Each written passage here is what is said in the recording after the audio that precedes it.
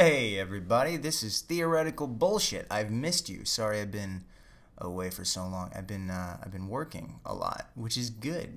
It's usually a good thing. But I'm gonna get right down to it. Let's talk about the ontological argument. It just boggles my mind that this is such a popular argument and that I keep on hearing it. Like, people dish it out as if it's like the greatest thing since sliced bread, and I don't know. Okay, so for those of you who aren't familiar, the ontological argument was created by a dude named Saint Anselm, and it goes something like this. Premise 1, God is, by definition, the greatest being conceivable. Premise 2, God exists in the mind. Premise 3, to exist in reality and the mind is greater than to exist in the mind alone. And conclusion, therefore, God must exist in reality as well as the mind, because if God did not, then God would not be the greatest being conceivable. Okay, so here we go. Here are the four main problems that I have with Anselm's ontological argument. I can break it down into like four categories of difficulty. And there's probably more, but I'm going to stick with these for now. I only have so much time. One, Anselm misuses language and commits a fallacy of equivocation. He treated the word existence as if it were an attribute of something, rather than the condition which allows for attributes to apply to something. Existence is no more necessary for God to be great than it is for a stapler to be green. Staplers are only green when they exist, and gods are only great if they exist. No matter the level of greatness, I'm sorry. So to say that anything has any attribute at all is already to say that it necessarily exists first. Otherwise, you're just speaking of the attributes it would have if it existed. Also, a being inside the mind does not exist in the same respect as a being which exists in reality. Anselm equivocated beings with concepts.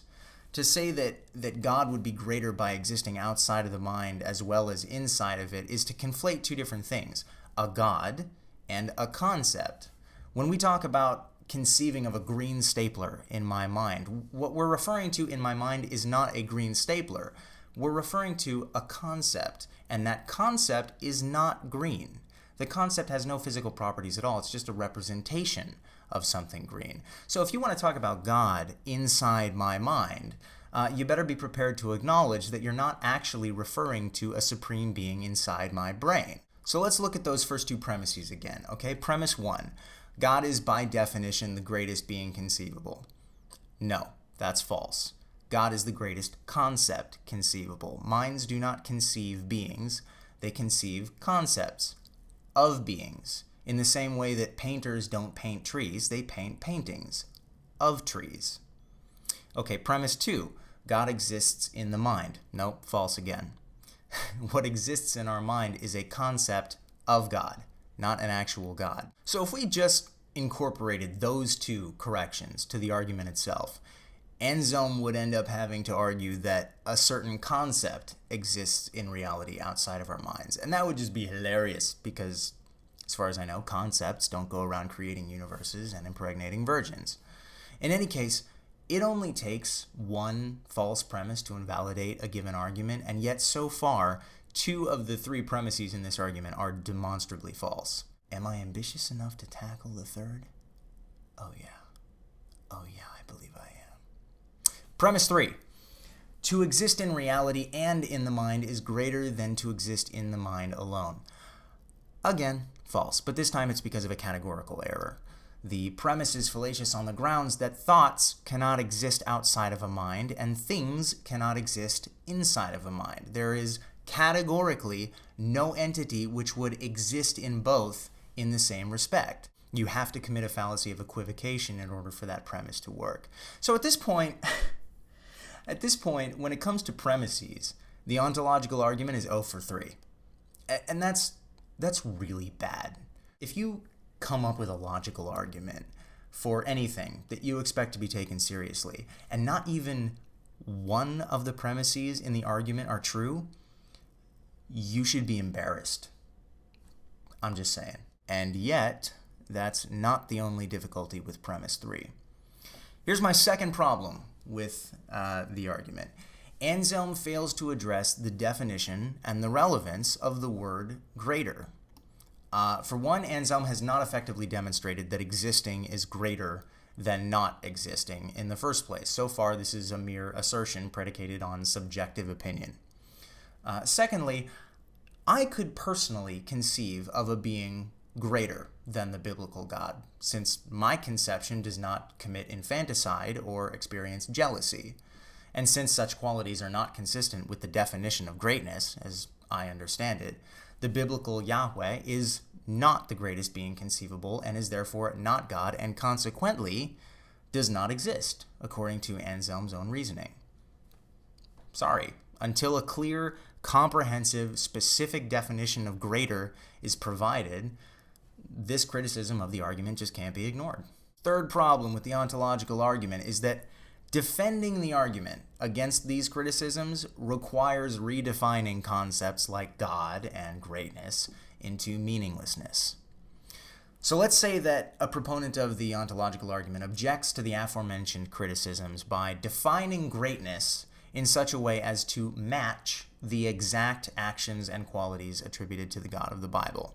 And a lot of Christians will try to do that. They'll argue that God cannot be compared to any standard of greatness since God is the standard of greatness. Anything the biblical God is or does is automatically great no matter what we think because of the simple fact that it is of God. Fine, if you want to play that game, then we'll play that game. We should be able to then substitute the term greater with the term more like God in the argument. And let's take a look at that. Premise 1. God is, by definition, the being most like God conceivable. So in other words, nothing is more like God than God. Premise 2, God exists in the mind. Premise 3, to exist in reality is more like God than to exist in the mind. Conclusion, therefore God must exist in reality as well as in the mind, because if God did not, then God would not be the most like himself being conceivable. The absurdity of this tactic should show through unequivocally. The entire argument becomes an exercise in redundancy, and premise 3 now exposes the argument's biggest fallacy. To say that existing is more godlike than not existing begs the question, and has not been supported by anything other than mere assertion. Finally, the fourth problem I have with the ontological argument is that the same reasoning could be applied to any concept or idea. Consider the following argument. Premise 1, cookies are the tastiest possible snack I could eat. Premise 2, cookies are in my mind. Premise 3, it's tastier to be in my mouth and in my mind than in my mind alone. Conclusion, cookies must be in my mouth, because if they were not, they would not be the tastiest possible snack I could eat. Or, unicorns are the most beautiful creature conceivable. Unicorns exist in my mind. It's more beautiful to exist in reality and the mind than to exist in the mind alone. Therefore, unicorns must exist in reality, because if they didn't, they wouldn't be the most beautiful creature conceivable. So if you can find the flaws in these arguments, then you can find the flaws in the ontological argument. It's that easy.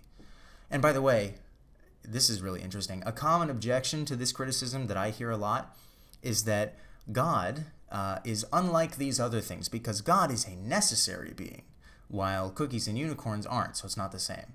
Right. Two things.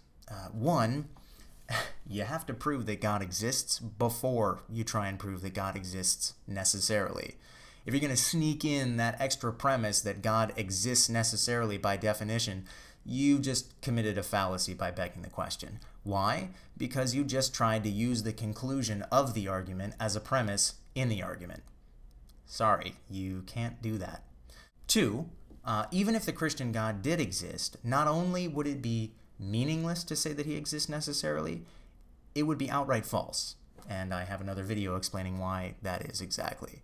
It's called Random Necessarily. Link! Yeah, there you have it, folks. Those are the problems that I have with the ontological argument. Maybe you all have different problems with it, which I'd love to hear, by the way. But if, hopefully this will be useful to you in some way. If you've heard this argument and are not sure exactly what is wrong with it, And if you're a Christian and you just think this argument is the greatest thing since sliced bread, then stop that.